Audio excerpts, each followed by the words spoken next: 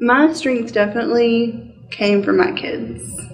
I was 19 when I had my daughter, and I was determined to stop my cycle of abuse because I never ever wanted her to know what it was like to be scared to go to bed at night, to be worried about what was going to happen. I don't want my kids to grow up and know what it's like to come from an abused household. And it was vital for me to stop my cycle of abuse for them.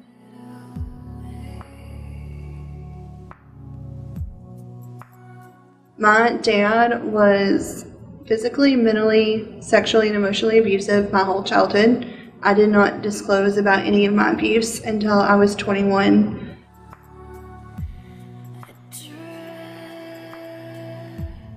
Like, one of the things he used to tell me is that God would hate me and nobody would believe me. Even as a grown-up, I say I have like a rational part and an irrational part, because rationally I know as a grown-up that's not true. Like, truthfully, God doesn't hate me. But irrationally, because whenever you're a kid, you believe what your parents tell you. You believe what authority tells you. And so that was still in my head to be like, oh my gosh, this could happen. You know, and so I had to learn to get out of that abuse mindset, which is hard. That's a hard thing to break.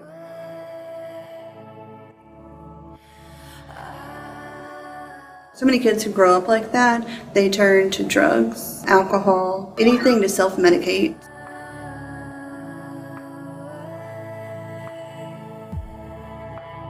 Statistically, kids that come from abused households are extremely tired. They have lower grades. They're socially anxious. They usually always have anxiety. I remember going to school, I would be sick at my stomach every morning when I got up for school just from living with the constant tension.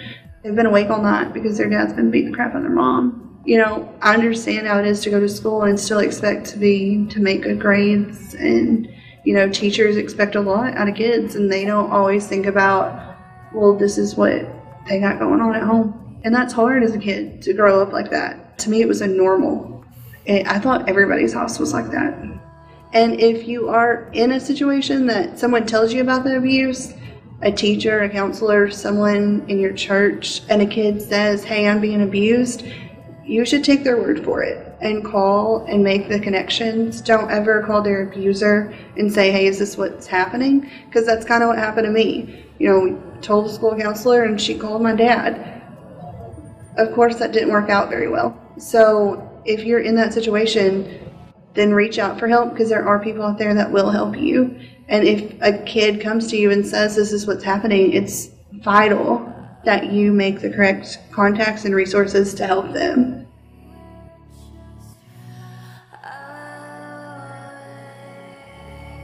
I now have post-traumatic stress disorder. I struggle with depression, and I also struggle with anxiety. I have to take anxiety medicine every day, not because I have anything really now to be anxious about, but because my body is programmed from being a kid of abuse that I'll always be like that, no matter what, because I grew up thinking that's how you live. You live in flight or fight mode. You struggle to stay alive, and you struggle to be okay and to maintain those normal situations.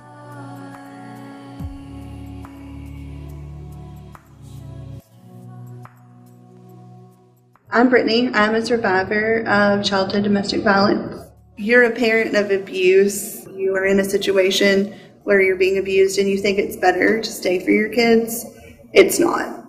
My motto is kids would always rather come from a broken home than to live in one. You should not stay in a situation because you think it'll be better for your kids. You're hurting your kids so much more than what you ever would be doing if you were a single parent.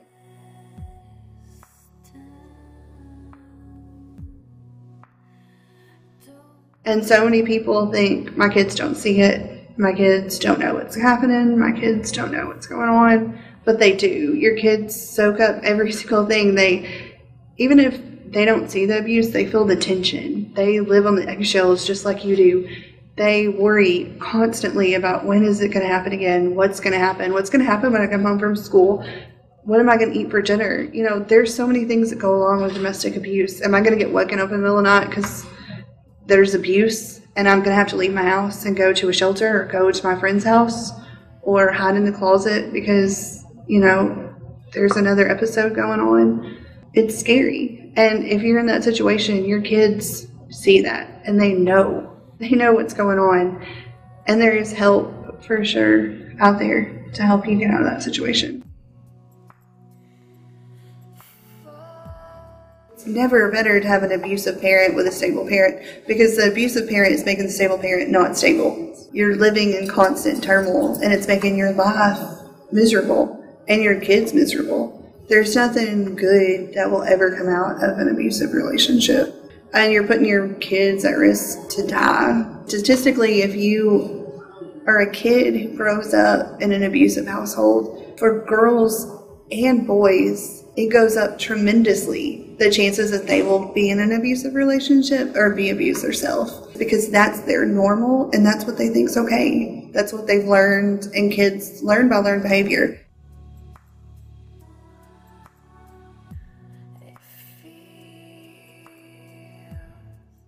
And sometimes now as a grown-up, I have to stop and remind myself that the life I have now, which is not abusive, I deserve it.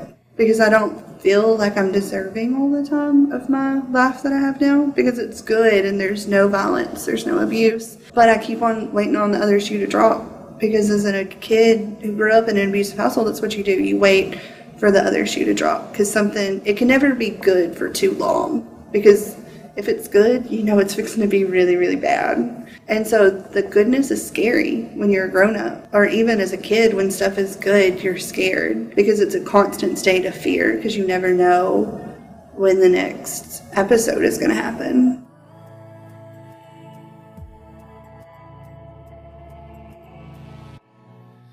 There's definitely help out there for you. There's so many hotlines and people that care about you and are there to help. If you're being abused, reach out for help.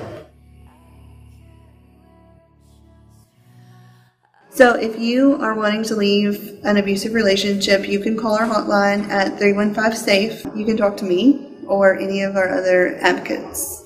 We work closely with Benton PD. It's sometimes very dangerous for you to leave, so we can help you make a safety plan and get you out safely into a secure location.